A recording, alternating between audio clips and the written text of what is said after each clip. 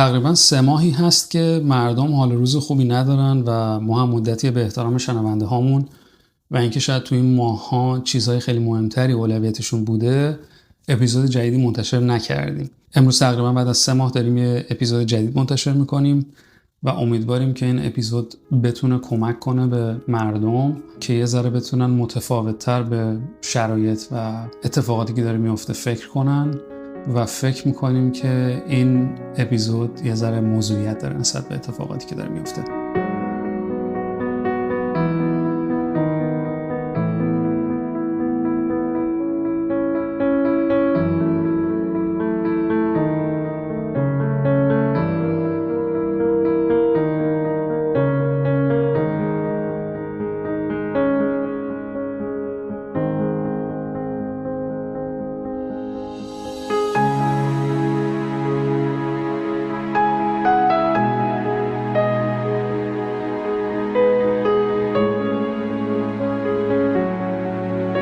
خیلی از ما فکر میکنیم که اگر جای سیاستمدارا بودیم تصمیمای دیگه میگرفتیم.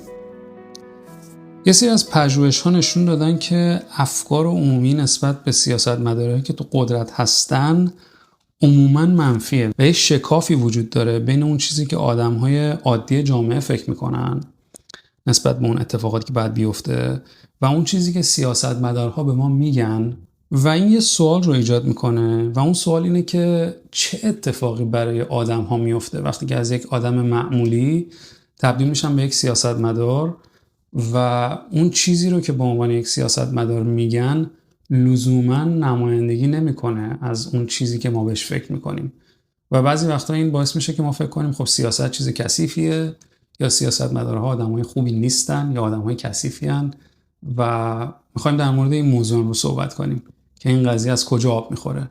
چرا ما فکر میکنیم که سیاست چیز کثیفیه و خیلی وقتا به سیاستمدارها و چیزایی که میگن اعتماد نداریم. فکر میکنی سوال خوبیه واسه شروع این بحث؟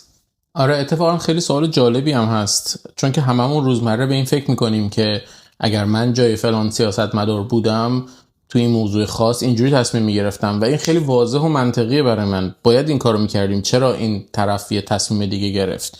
در نتیجه بد نیست که صحبت کنیم ببینیم که این قضیه به شخصیت فرد ربط داره، به شخص سیاستمدار و اینکه اون از یه جنس دیگه‌ای از آدمی زاده مثلا ربط داره یا اینکه اصلا اون داره توی بازی دیگه‌ای بازی میکنه و اصلا شرایط بازی اون با چیزی که من و شما فکر میکنیم ممکنه فرق کنه. به نظرم موضوع جالبیه ولی قبل از اینکه بخوایم بریم تو جزئیاتش به نظرم باید یه شفاف سازی بکنیم و اونم این که موضوعی که داریم صحبت میکنیم درسته که به سیاست ربط داره ولی امروز راجع به شخص خاص یا کشور خاص یا شرایط خاصی نیست. این موضوع همیشه بوده، یعنی برای خودمون همیشه بوده، همیشه بهش فکر میکردیم و شاید خیلی مثالای عینی تو امروز داشته باشه ولی خب مثالاش خیلی گسترده تر از این حرف هست. یه سری از مثالایی که ما میزنیم هم احتمالاً خارج از موضوعات روز امروز ایران و نمیدونم آمریکاست. در نتیجه خیلی موضوع به روز ربط نداره ولی میتونه دیدمون رو نسبت به شرایط روز هم عوض کنه. حالا من فکر میکنم شاید بد نباشه که صحبتمون که میخوایم ادامه بدیم اول از اینجا شروع کنیم که ببینیم آدما قبل از اینکه وارد دنیای سیاست باشن چجوری فکر میکنن و بعد از اینکه به سیاست وارد میشن چجوری فکر میکنن و چه شرایطی روشون اثر میذاره و باعث میشه که حالا همه اون ذهنیتایی که صحبتشو کردیم پیش بیاد. و اگر موافقی میتونیم اینجوری بریم جلو با این فرمون که ببینیم قبلش آدما کلا چجوری فکر میکنن. نقطه خوبیه واسه شروع در مورد این صحبت کنیم که اصلا یک آدم معمولی در مورد اتفاقات، مشکلات جامعه و راه حل ها چجوری فکر میکنن. بخوایم به این قضیه فکر کنیم خب خیلی برای هممون خیلی ملموسه چون هممون در روزمره داریم دائم این کار رو انجام میدیم راجع به مشکلات جامعه یا مشکلات کشور. ما معمولا یه نگاه خیلی خطی داریم، خیلی ساده و خطی. میگیم خب این مشکل، اینم که راه حلشه که خیلی شفافه و اینم که روش اجراشه خیلی اینم شفافه. مثال خیلی سادهش اینه که مثلا تو خیابون چاله چوله هست و ما خیلی راحت میدونیم که بعد اینو چجوری حلش کنیم. خب باید شهرداری بیاد اینو پر کنه و خیلی هم گیج میشیم وقتی که میبینیم که چرا شهرداری این کارو نمیکنه، چرا همیشه خیابونا خرابه تو همه کشورها، تو همه جاده‌ها. و به نظر ما خیلی راه حل ساده‌ای داره، خیلی شفافه همه چی و راحت میتونه حل بشه. چرا پس این مسئله کامل حل نمیشه؟ این به نظر من حالا میتونه به بخش بعدی صحبتمون برسه. و یه مقدارم اینه که ما کلا وقتی که به صورت شخصی به ماجرا نگاه میکنیم یه مقدار ارزش ها برامون بزرگتره. یه سری ارزش های خاص مثلا مفهوم حالا عدالت، مفهوم اخلاق، مفهوم پیشرفت، مفهوم کمک کردن به آدما، اینا برامون خیلی شفافه، خیلی از نظر اخلاقی خیلی راحت میتونیم تعریف کنیم اینا یعنی چی و برامون خیلی هم یه بعدیه. یعنی قشنگ عدالت یه تعریف خیلی مشخصی داره و به نظر ما راحت میشه پیاده سازیش کرد به عنوان یه شخص.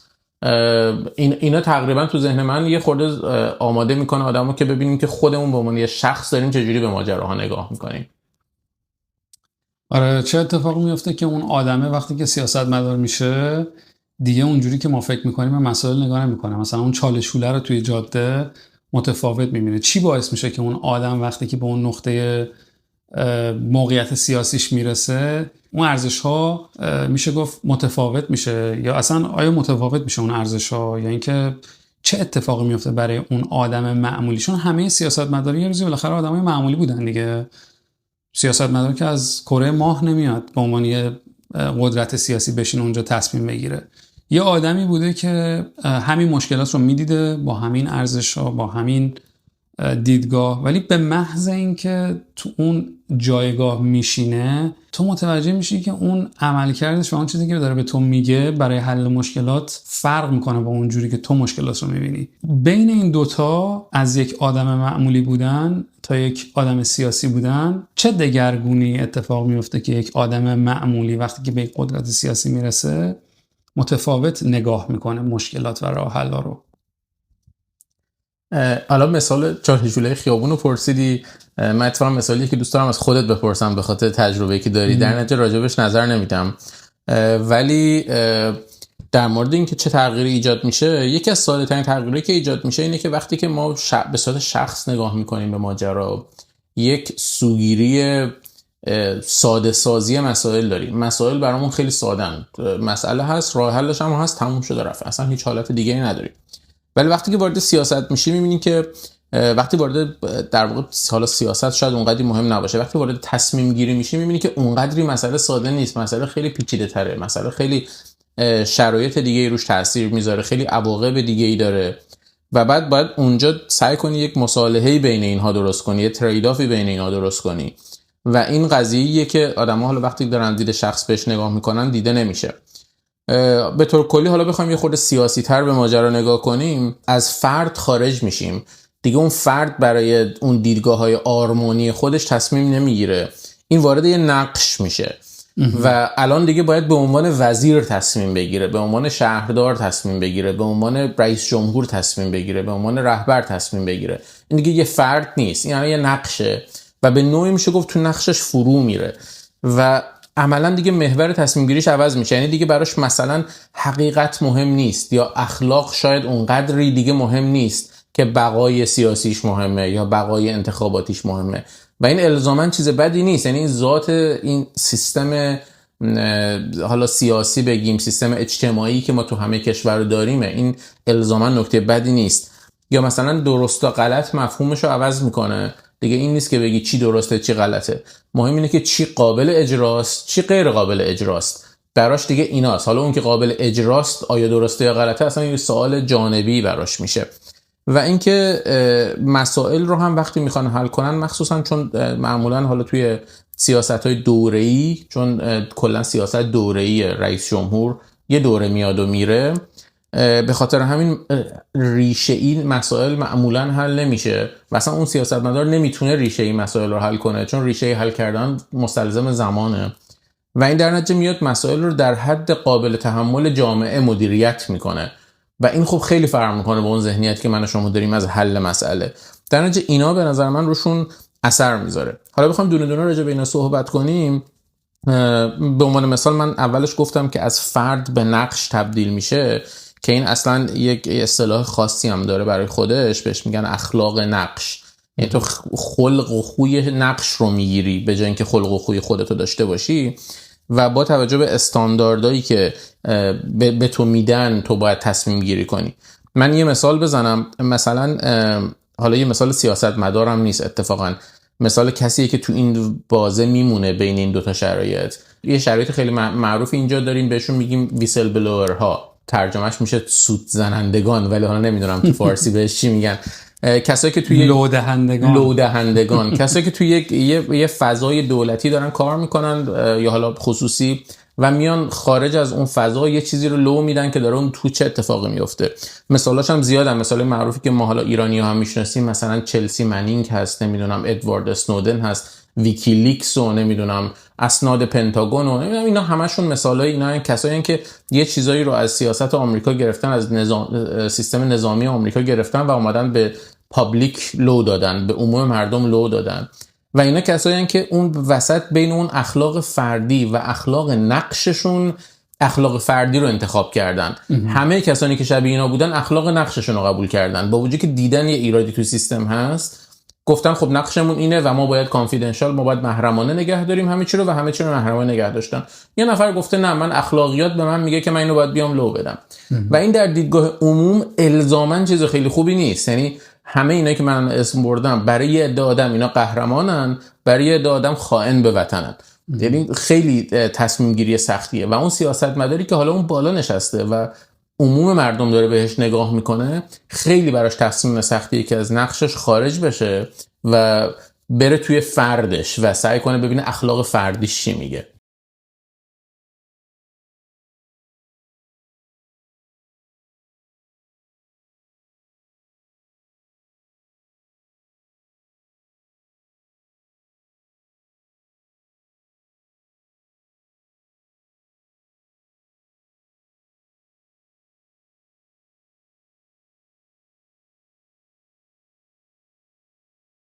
خیلی جالب بود چیزی که گفتی. حالا در مورد این که اون نقشه چه خصوصیتی داره که باعث میشه این آدم تبدیل به اون شخصیت جدید بشه ذره صحبت کنیم.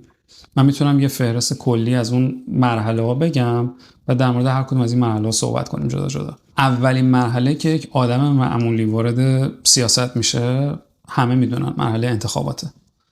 شما برای اینکه بتونید وارد سیاست بشین، البته در خیلی از مواقع شما باید از انتخابات عبور کنید و خیلی از پست ها هستن که لزوما به انتخابات احتیاجی ندارن، شما منتسب میشید به یک شغلی.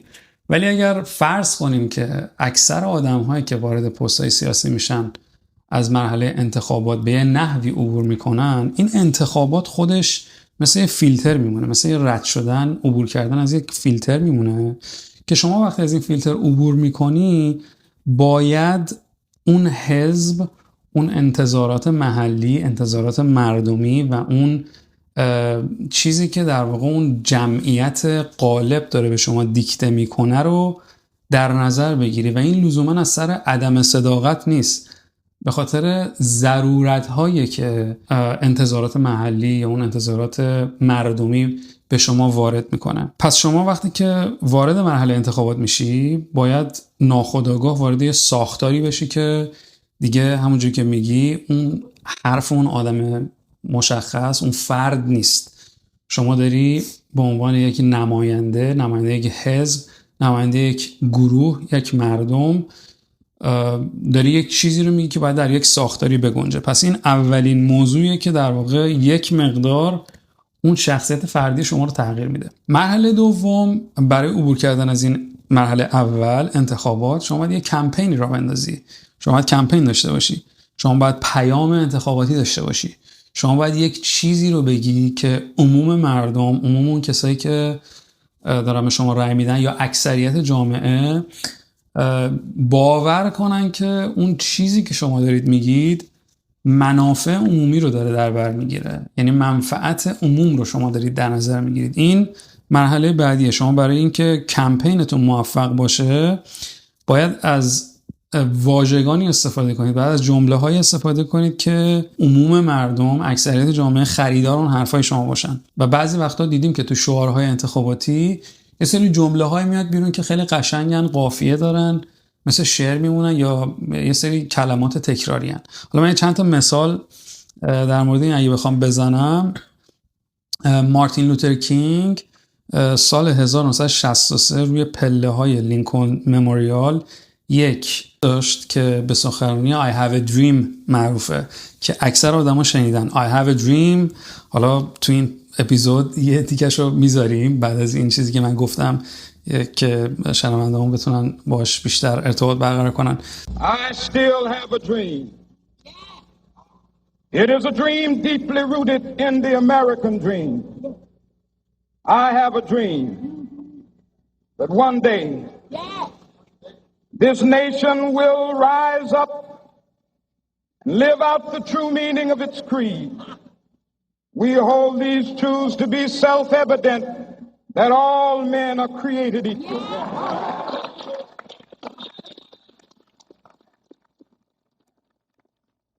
ولی توی همین سخنرانی مارتین لوتر کینگ 8 بار از جمله I have a dream استفاده میکنه. این نشون میده که اصلا یه جمله هست توی سیاست، توی کمپین های سیاسی میگن که rhyme or repeat، یعنی یا قافیه بساز یا تکرار کن. اگر میخوای یک حرفی خریدار داشته باشه شما باید یا یک چیزی رو بگی که قافیه داشته باشه که به ذهن مردم بشینه یا انقدر تکرار بشه که تو ذهن مردم نقش ببنده. مورد دیگهش اوباما از یه جمله خیلی استفاده میکرده yes we can، یعنی بله ما میتونیم، و این جمله رو انقدر تکرار کرده بوده که سال 2008 برای کمپینش اصلا از این جمله استفاده کرده بوده. این جمله شده بوده جمله کمپین انتخاباتی اوباما، مثل همین جمله که ترامپ استفاده کرده مثلا Make America Great Again. این جمله انتخاباتی اوباما بوده. A creed at the core of every American whose story is not yet written. Yes we can. Yes we can. Yes we can. Thank you. God bless you. یا مثلا تونی بلر نخست وزیر انگلیس یه جمله داشته به اسم education. این جمله رو چند بار تکرار کرده بوده و این دقیقاً توی دهه 90 بوده وقتی که حزب کارگر انگلیس می‌خواسته برای انتخابات آماده بشه، برای سال 1997 انتخابات 97. تونی بلر از این جمله استفاده کرده بوده برای تاکید روی این که ما برای انتقال به یک دوره جدید، برای اینکه کشورمون رو از موقعیتی که هست انتقال بدیم به یک موقعیت پیشرفته، باید روی تحصیلات سرمایه گذاری کنیم، باید روی تحصیلات به اصطلاح تکیه کنیم. Nothing is more important to our future as a country than the improvement of our education system. Education, we said, will be the top 3 priorities of a Labour government. و این نشون میده که شما وقتی که وارد کمپین انتخاباتی میشی ناخودآگاه باید از یک جمله‌ای استفاده کنی، از یک سخنرانی‌ای استفاده کنی که خریدار اکثریت و عمومیت داشته باشه و این شاید یک نقطه شروعی باشه که شما به عنوان یک سیاستمدار یک ذره مسیرتو از اون تفکر عمومی، از اون چیزی که آدم‌ها به عنوان راه حل می‌بینن جدا می‌کنی. و بعد تو مرحله بعدی وقتی که انتخاب میشی، شما به عنوان یک سیاستمداری که انتخاب شده و یک قدرتی رو بهش دادن و یک موقعیت رو بهش دادن، شما باید اولویت تغییر عمیق‌تر باشه و این خودش باز دوباره یک فضای جدیدی برای شما ایجاد میکنه که تو اون فضا شما مسئولیت مواجه هستید و قدرت دارید و تو این مرحله باید شما ناخودآگاه با 2 تا نیروی همزمان مواجه بشید. یکی از این نیروها گرایش‌های حزبی و فشارهای حزبیه. شما به عنوان کسی که در یک حزب انتخاب شدید ناخودآگاه باید از سیاست‌ها، استراتژی اون حزبتون دفاع کنید. یعنی این یه نیروی به شما وارد میکنه که تفکرات شما همسو میشه با تفکرات اون حزب.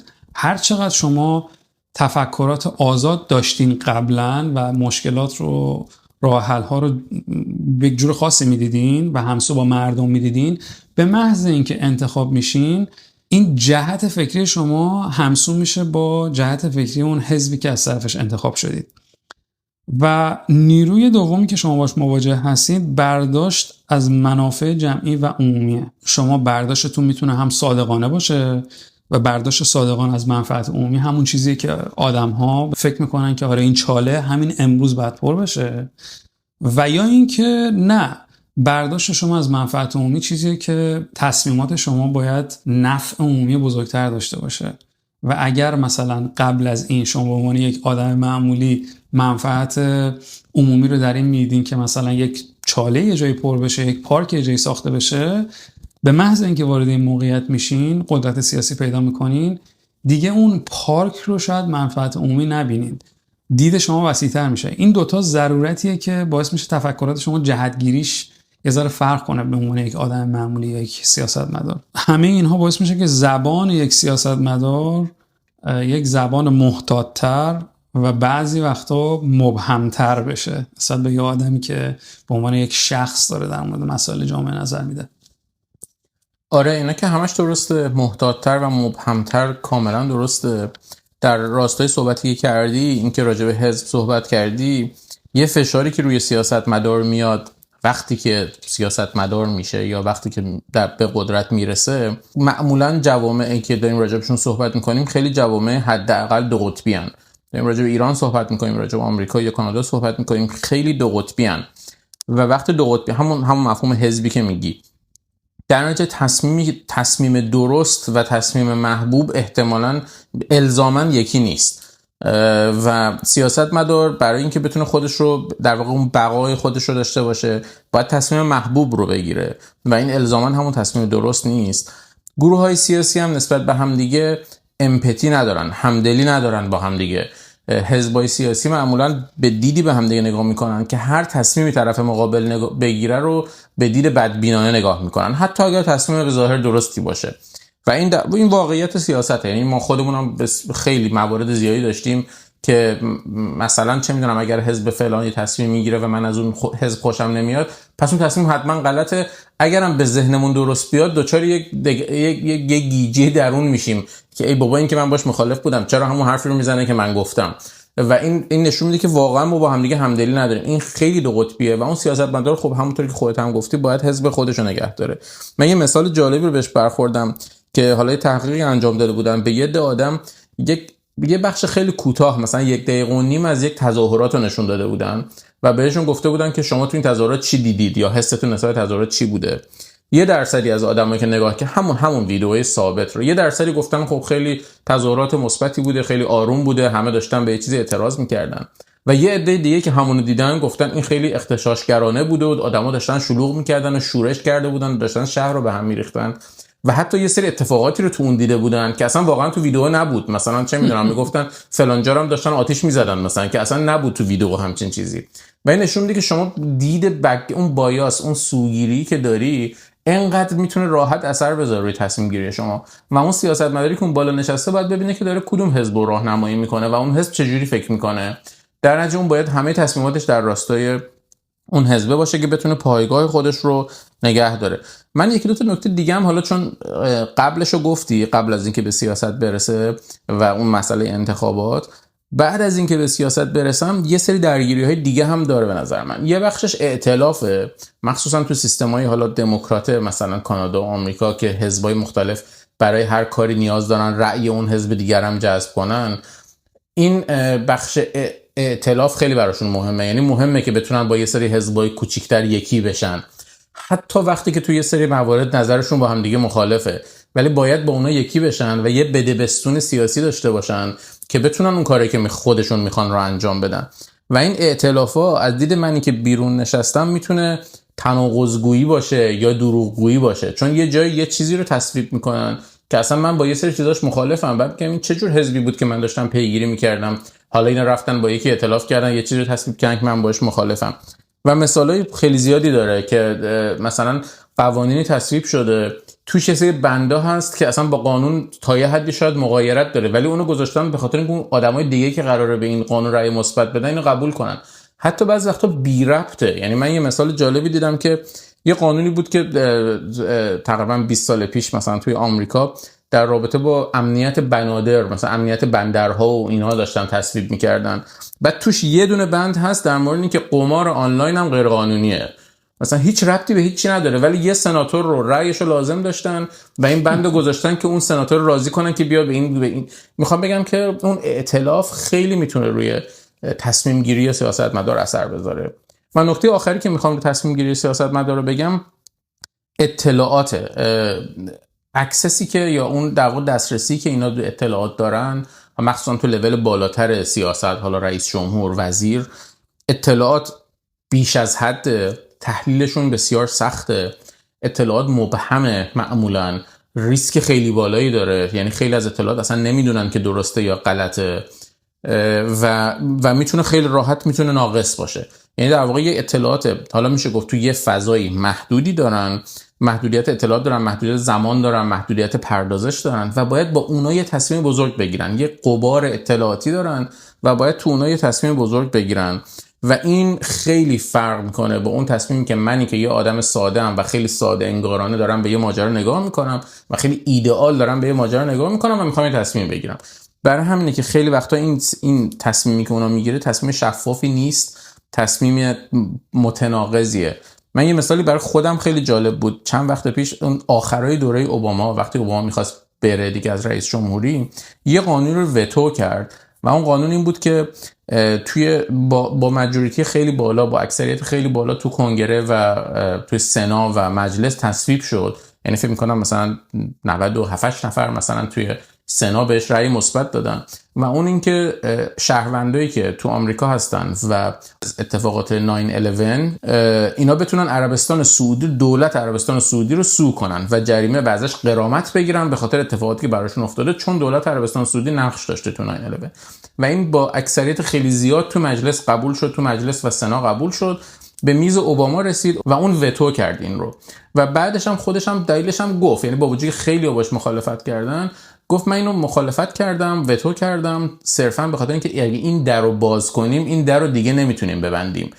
خیلی کشورهای دیگه شروع میکنن آمریکا رو سو کردن و جریمه کردن به خاطر اتفاقاتی که افتاده. نمیخوام بگم شاید اون خیلی سرراست و ایدئال بود، ولی اون اطلاعات، اون ذهنیت، اون برداشتی که اون از ماجرا داشت یه خورده گسترده تر از اون چیز ساده عربستان سعودی بود و یه آینده دیگه رو میدید. اصلا کاری به درست و غلطش ندارم، ولی اون یه چیز دیگه رو میدید و با توجه به اون حتی شاید چیزی بود که اصلا اخلاقیات خودش هم قبول نمی‌کرد، ولی اون رو به طور کرد و کاملا حذف شد، اون قانون کلا کنسل شد. حالا به نظر من بد نیست یه لحظه هم بیایم راجع به یه موضوع دیگه صحبت کنیم، چون موضوع جالبیه. برای خودم همیشه تو فکرمون بوده که وقتی آدما به قدرت میرسن چجوری فکر میکنن. حالا صرف نظر از اینکه باید مثلا روی حساب سیاست تصمیم بگیرن، اینکه آیا قدرت آدمو فاسد میکنه یا نه، در واقع این سوال اصلی که من تو ذهنم هست. سوال خیلی خوبیه. اتفاقا تا وقتی داشتی توضیح میدادی من داشتم به همین فکر میکردم و چقدر ما قشنگ پین پوینت بازی میکنیم ما.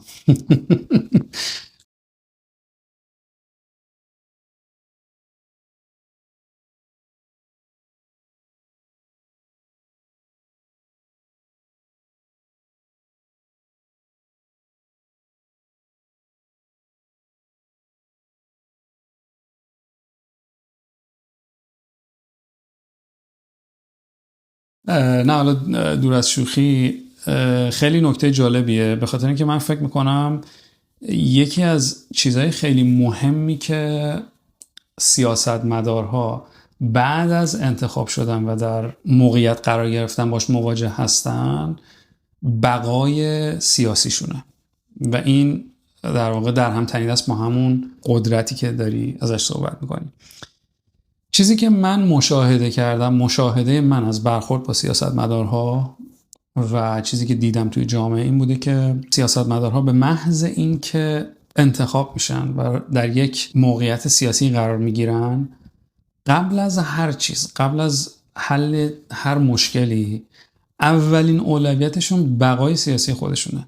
یعنی به محض این که طرف در یک موقعیتی، حالا چه شورای شهر باشه، چه نماینده مجلس باشه، چه نماینده سنا باشه، چه رئیس جمهور باشه، اولین اولویتش اینه که من در قدم اول باید چجوری رفتار کنم و چجوری عمل کنم که دور بعدی انتخابم تضمین شده باشه. و این اهمیتش کجاست؟ اهمیتش اینجاست که شما وقتی که پای میز تصمیم گیری میشینید با یه سری از سیاستمدارهای دیگه، برای اینکه بقای سیاسی خودتون تضمین کنید باید به یه سمتی حرکت کنید که تصمیماتی که شما روش اثر دارید به عنوان یک سیاستمدار، اثرش در کوتاه مدت دیده بشود و اگر تأثیرات تصمیمات شما در کوتاه مدت دیده بشه تو اون ترمی که شما انتخاب شدین، احتمال انتخاب شدن شما بیشتر میشه. آدم ها میبینن،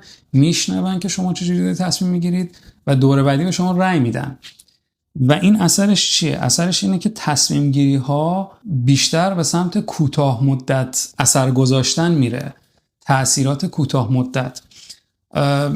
من خودم توی سیستم شهری کار میکنم و بارها توی جلسات شورای شهر شرکت کردم و این رو حس کردم وقتی که اونها از شما راه حل میخوان، بیشتر از 50% تمایلشون به راه حل هایی که اثرش در دوران انتخاباتی اونا دیده میشه. این خیلی جالبه.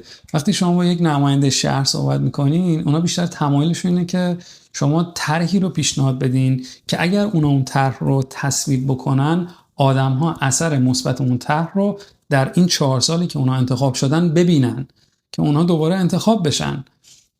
کسایی که توی رأس قدرت هستن، قدرت سیاسی دارن، موقعیت سیاسی دارن، خیلی تمایل به این ندارن که تصمیماتی بگیرن که 30 سال بعد اثرش مشخص بشه. و متاسفانه جوامع امروزی، جامعه‌های ما تصمیماتی رو احتیاج دارن که اتفاقا تأثیراتش 20 سال دیگه بروز کنه. البته یه پرانتز اینجا میخوام باز کنم، بعضی از مسائل هستن که ما احتیاج داریم که همین امروز بهشون بپردازیم. مثلا مشکلات اقتصادی. مثلا تو یک جامعه‌ای که به شدت با مشکل اقتصادی امروز مواجهه، حتما باید تصمیماتی گرفته بشه که امروز اثرش رو مردم ببینن. همین کانادا رو مثال بزنیم.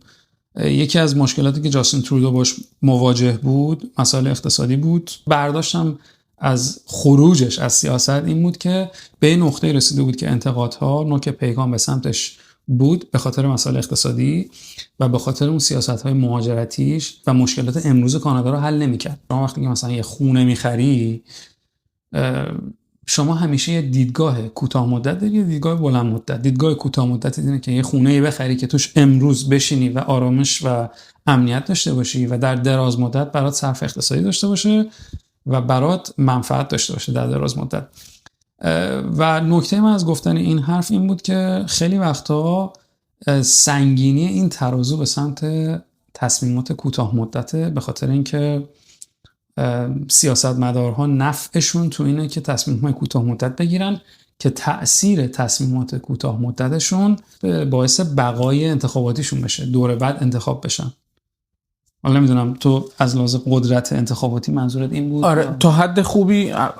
حالا اون بحث قدرت رو میگم، ولی موافقم. یعنی سیاستمدارا روی در واقع تصمیماتی که میگیرن بیشتر گزینه‌های کم ریسک و کوتاه مدت و معمولا کم اثر هست تصمیماتی که میگیرن و این تجربه هممونه. یعنی چیز عجیب غریبی هم ما نمیگیم، هممون این تجربه رو دیدیم. چون بالاخره کوتاه مدت طبیعتاً کم اثره. همون مثال خونه‌ای که زدی یا مثال اقتصادی که زدی، همشون مثال اقتصادی اتفاقا مثال خوبی بود، چون شما میتونی خیلی با یه تغییر خیلی کوچیک شعار همه این سیاستمدارای لااقل اینجا تو نورس امریکا اینه که خب مثلا تکس رو کم میکنیم، 1% تکس همه رو کم میکنیم، سالی $2000 مثلا بیشتر به شما برمیگرده. و خب این اثر بلند مدت میذاره و این اثر بلند مدت خودش رو تو تورم نشون میده، توی 1000 تا جای دیگه جامعه نشون میده. ولی اون دیگه برای اون سیاستمدار مهم نیست، چون که دوره من که گذشت، من 4 سال خودم رو گذروندم و حزب من دوباره رأی آورد، منم با افتخار میرم بیرون. حالا 10 سال دیگه اگر کمبود بودجه داشته باشیم که برای من اهمیتی نداره، من که دیگه سیاستمدار نیستم اون موقع. در نتیجه خیلی از این مسائل حتی کوتاه مدت ها اثر بلند مدت دارن، ولی نه اون اثری که اون سیاستمدار ازش مثلا دی اثری ببینه یا روش ایمپکتی داشته باشه. ما که بیرون نشستیم میگیم اینا همش دنبال رأی جمع کردنن. وقتی یه سری قول میدن نمیدونم تکستون رو کم میکنیم، فلان میکنیم، بهمان میکنیم، یا پل جدید میزنیم، یه کارخونه میسازیم، ما میگیم بله اینا همش دنبال رأی جمع کردنن. یه دمون هم خوشحال میگیم به اینا دارن این کارو میکنن. ولی خب اینا همش چیزای کوتاه مدت دیگه. معمولا خیلی کم میان میگن مثلا ما نظام آموزشی رو کاملا دگرگون میکنیم یا نظام سلامت رو. حالا ممکنه بگن ولی واقعا کم این کارا رو میتونن بکنن، چون که اینا چیزایی که طولانی مدتن، باید هزینه زیاد باشه و حتی تو کوتاه مدت ممکنه نظر جامعه بهشون منفی باشه. چون شما یه عالم داری هزینه میکنی، اثرش رو نمیبینی، اثرش رو 20 سال دیگه میخوای ببینی. در نتیجه الان جامعه ناراحت میشه از شما و شما به عنوان سیاستمدار امکان نداره این راهو انتخاب کنی و اینو میبینید. بحث قدرتی که صحبتشو کردی، من یه نکته دوست دارم بگم، چون که یه چیز دیگر هم میبینیم. یعنی احساس شخصی خود من و احتمالا خیلی از ما اینه که که کسی که اون بالا نشسته، مخصوصا سیاستمدار خیلی بالا، یعنی تو لول مثلا رئیس جمهور و وزیر و اینها، احساس میکنیم از جامعه جداست، یعنی درد جامعه رو نمیفهمه. مخصوصا حالا ما که ایرانی هستیم خب اینو زیادتر حس داریم به نسبت بهش. اینجا هم همینه، یعنی مثلا صحبت سیاسی هست، صحبت اقتصادی هست، میگیم آقا فشار جامعه و فلان و اینها، ولی فکر نمی‌کنیم که جاستین ترودو که مثالی که زدی درد اقتصادی آدم‌ها رو بفهمه. شاید فشار مدیا و روزنامه رو بفهمه و رسانه بهش فشار بیاره، ولی احساس می‌کنیم از جامعه دوره. نه الزاما به خاطر اینکه خیلی پول داره و جامعه رو درک نمی‌کنه، به خاطر اینکه به قدرت رسیده. یعنی این به قدرت رسیدن و این یه مفهوم اصلا روانشناختیه، یه مفهوم حتی میشه گفت بیولوژیه.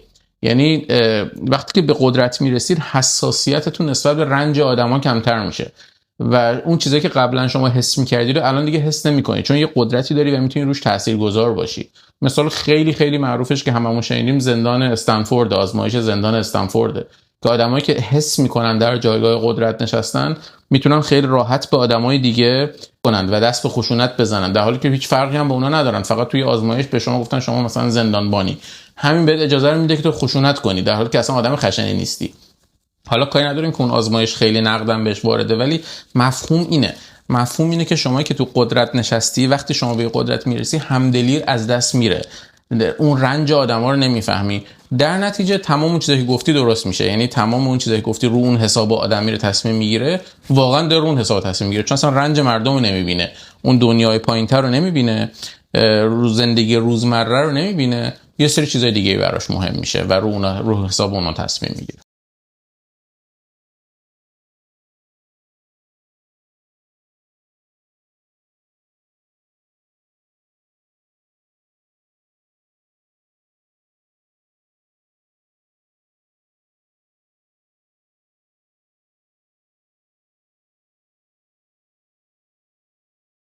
نظر شخصی خودت رو بپرسم، چقدر به سیاستمدارا اعتماد داری؟ به نظرت فکر می‌کنی که چقدر راست میگن؟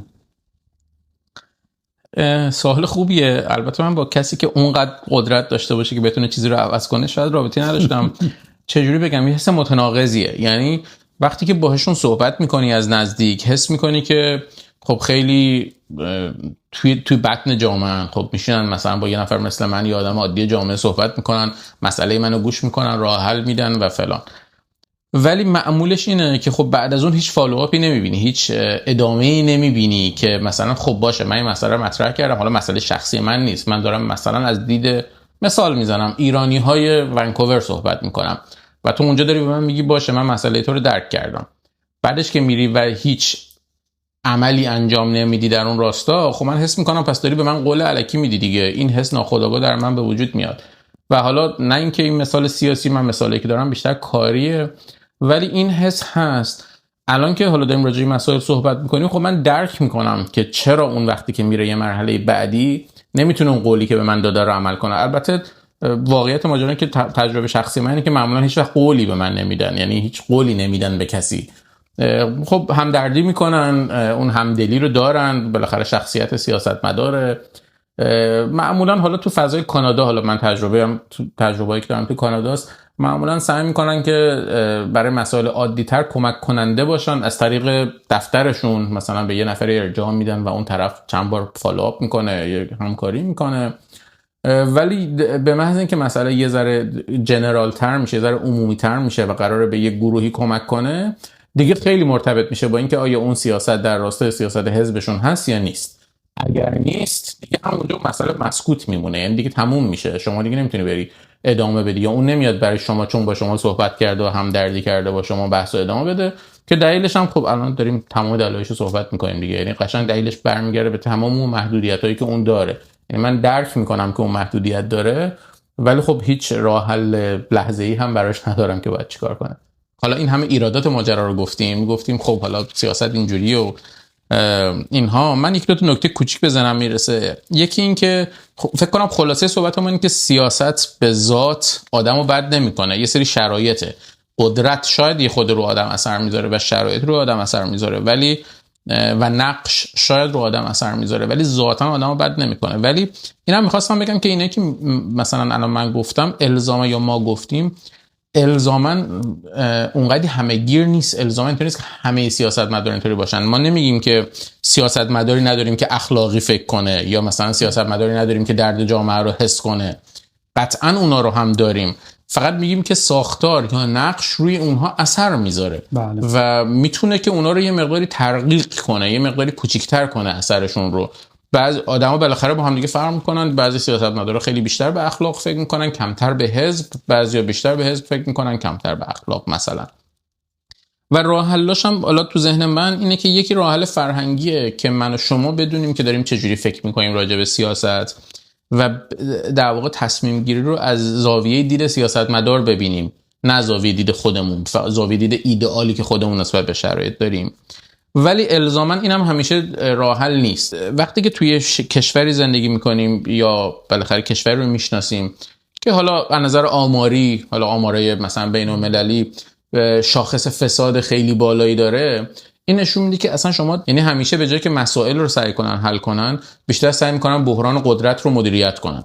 بیشتر از اون اصلا نمیتونن، تو اون ساختار بیشتر از اون اجازه بهشون داده نمیشه، چون خیلی گروه‌های مختلفی دارن با هم دیگه تعامل میکنن یا حتی شاید درگیرن با هم دیگه. در نتیجه فقط این که من و شما شهروند عادی فرهنگمون رو درست کنیم و به سیاستمدارا بهتر فکر کنیم کافی نیست. یه جایی باید یه سری نهادها دوباره طراحی بشن، باید یه بازنگری بشه، نهادهای نظارتی باید قدرتشون بیشتر بشه که یه مقدار اینا تعدیل بشه. بسیار عالی، مرسی. حالا برداشت من از این بحثی که داشتیم این بود که این روزا ما خیلی بیشتر از معمول داریم اخبار رو دنبال میکنیم و بخشی از این اخبار گوش دادن به حرفای سیاستمدارهای کشورهای مختلف. و یک سوال خیلی بزرگی که شاید تو ذهن همه ماها باشه وقتی که به این اخبار گوش میدیم اینه که خب این الان داره راست میگه یا دروغ میگه؟ این الان داره چی میگه؟ این حرفی که داره میزنه به نفع ماست یا به ضرر ماست؟ و به نظر من این یک سوال خیلی بزرگیه که تو ذهن همه آدم‌ها که این روزها دارن سیاست رو دنبال میکنن شکل میگیره. و به نظر من یک نکته‌ای رو که ما میتونیم جمع بندی کنیم از این بحثمون این بود که وقتی که ما به یک صحبت یک سیاستمدار گوش میدیم، با این دید به اون صحبت رو گوش بدیم که اون سیاستمدار نه لزوماً قدیسه و هر چیزی که میگه کاملا درسته و ما باید دل ببندیم به حرفاش، نه اینکه اون سیاستمدار یک آدم کثیفیه که فقط دنبال قدرت و موندن توی جایگاه خودشه و هیچ در واقع دنبال این نیستش که اصلا منافع مردم رو در نظر بگیره. یه ترکیبی از این دوتاست. اون آدم، اون سیاستمدار به واسطه ضرورت‌هایی که تو اون موقعیت داره مجبوره و اون موقعیت جوری براش ایجاب میکنه که یک حرفایی رو بزنه که آدم‌ها بعضی موقع دوست دارن بشنون و خیلی وقتها ما تصمیماتی که پشت پرده گرفته میشه رو نمیبینیم و این رو من خودم با پوست و استخون به خاطر کار کردن تو سیستم شهری دیدم و با کار کردن با مدیرای شهری، نمایندگان شهری، اینو دیدم که یه سری از تصمیم‌ها پشت پرده گرفته میشه و اون چیزی که به مردم گفته میشه، اون چیزی که کنترل شده است یه ذره، اون چیزی که اون پیامیه که باید به مردم داده بشه تا به دلایل مختلف حالا مردم احساساتشون کنترل بشه، هیجاناتشون کنترل بشه، یه چیزی بینابینه. حالا اینکه تشخیص بدیم که اون آدمه به خصوص بیشتر به کدوم سمت گرایش داره این دیگه با خودمونه و اون چیزی که داریم میبینیم و اون آگاهی که داریم از پشت پرده. ولی این قضیه واقعیت داره که اون آدمی که داره با اون صحبت میکنه با عنوان یک سیاستمدار همیشه و همیشه و همیشه یک ملزوماتی داره، یک ضرورتهایی داره که اون چیزایی که میگه لزوما اون چیزی نیستش که ما فکر میکنیم یا اون چیزی که باید باشه. بله. نه باور کنیم کامل، نه کامل رد کنیم و همیشه این حق رو برای خودمون قائل باشیم که بریم تفکر نقادانه داشته باشیم. همونجوری که تو اپیزودهای قبلی صحبت کردیم، هیچ چیزی رو به عنوان حرف آخر نپذیریم، بریم در موردش تحقیق کنیم. یه ذره همیشه به قول آمریکایی‌ها میگن healthy skepticism، شکاکیت سالم داشته باشیم نسبت به اون چیزایی که میشنویم. همیشه شما باید یک 10% 20% برای خودتون جا بذارید که نقد کنید، پرسشگری داشته باشید. و پرسشگری هم لزوما به این معنی نیستش که از طرف مقابل بپرسی که آقا این چیزی که گفتی الان چیه. پرسشگری یعنی که یک سوال تو ذهن شما ایجاد بشه و شما بری دنبالش، تحقیق کنی و راستی آزمایی کنی خودت. بله، یعنی در واقع در دوران سیاست الزاما هیچ چیزی 0 و 1 نیست. خیلی خاکستری داریم بین سیاه و سفید و خیلی کانتکست یا در واقع یه متنی، یه بک‌گراندی، یه موضوعی هست پشت همه این موضوعاتی که تصمیم گیری میشه روشون. و خیلی از وقتا اینم باید بپذیریم که ما اکثر اطلاعاتی که پشت موضوعات هست رو نمیدونیم. اصلا خیلی‌هاشو قرار نیست بدونیم، اصلا هیچ جایی پابلیک نمیشه، برای عموم نمیاد. در نتیجه ما واقعا دلیل خیلی از تصمیمات رو نمیدونیم. ما میتونیم نتیجه تصمیمات رو ببینیم. در نتیجه و از رو نتیجه دیدن خب خیلی راحته که راجع به تصمیمات بخوایم قضاوت کنیم و نمیتونیم راجع به فردی که داره اون تصمیم میگیره قضاوت کنیم، چون نمیدونیم اون داره رو حساب چه اطلاعاتی اون تصمیم میگیره. اینا رو متوجه باشیم و در نهایت هم ببینیم خودمون تو چه جایگاهی قرار داریم. یعنی حالا اصلا گیرم که ما فهمیدیم مثلا این خوبه اون بده، چه اثری داریم روی این قضیه و چه کاری میتونیم بکنیم و سعی کنیم که لااقل فشار فکری، مخصوصا حالا به این دوره زمانه الان اشاره کردی به 3 ماه اخیر، سعی کنیم فشار فکری و روحی و روانی روی خودمون به کمترین حد برسونیم، چون که به هر حال شرایط سخته برای هممون و باید کنار بیایم به نوعی.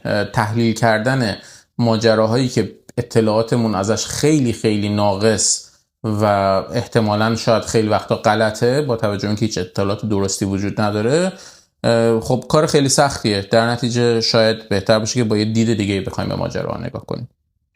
بسیار عالی، ممنون یاسر، خیلی لذت بردم از اینکه با هم دوباره صحبت کردیم در مورد این موضوع جالب و ما خوشحال میشیم که نظرات و نقدهای شما رو بشنویم و امیدواریم که این بحثا بتونه کمک کنه که یک چیزی به شما اضافه بشه، همونطوری که به ما اضافه شده با صحبت کردن در موردش یا تحقیق کردن در موردش. مرسی، تا اپیزود بعد، بدرود.